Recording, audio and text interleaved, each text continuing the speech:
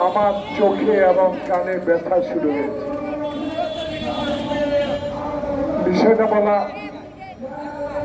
এই মুহূর্তে ঠিক হয়েছে কিনা জানি না, আমি তবু আলোচনা করার চেষ্টা করব সংক্ষিপ্তভাবে। প্রিয় বন্ধু, ছোট ভাই, আন্দোলন সংগ্রামের নেতা, যিনি